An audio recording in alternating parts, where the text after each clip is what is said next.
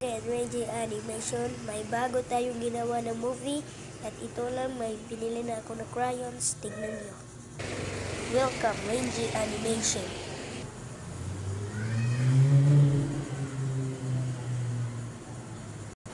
At pagising ko noon ay sinasabihan ako ni nanay na papasok na daw ako.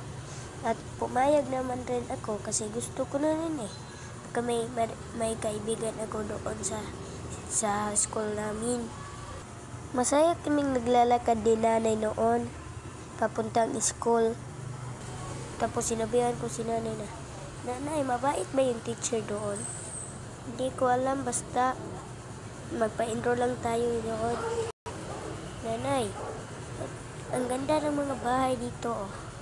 "Oo nga, ang ganda talaga no. Ganyan talaga yan basta mayaman. Kita, mahirap tayo eh." "Oo nga, Nay. Tara, punta na tayo doon. Baka malit ka pa." "Sige po, Nay." At pinapa-enroll na ako ni Mama. Nag-usap sila ng teacher para mapa-enroll po ako.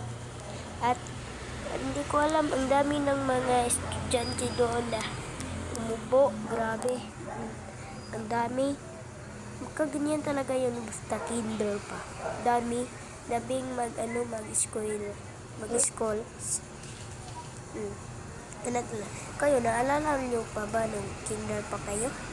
Kung hindi, mag-subscribe na kayo. Diba? Comment down below dyan kung anong gusto niyo.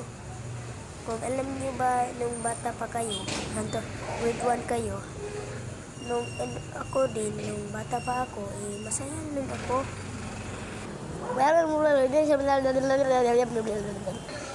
Ay, pwede pa ipa-enroll na to si Renji. Sige ba? Anong pangalan niya? Sinasabi ko na sa'yo, Renji. O, huwag kang magalit. Sige, paupuin mo na siya dun. Renji, mag-aral lang mabuti ha. Sige po, teacher. Ano bang pangalan mo, teacher? Ang pangalan ko po ay Teacher Ida. Hello, Teacher Ida. Hello din, Renji. Sige na, pumasok ka na dun. Sige po, teacher. Huwag matigas ang ulo mo, Renji ah. Sige po, Nay.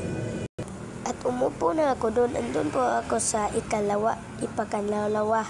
Ako yan, yung nasa pagkalawa.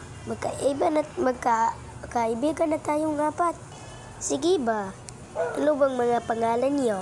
Ang pangalan ko po ay J. Porelin.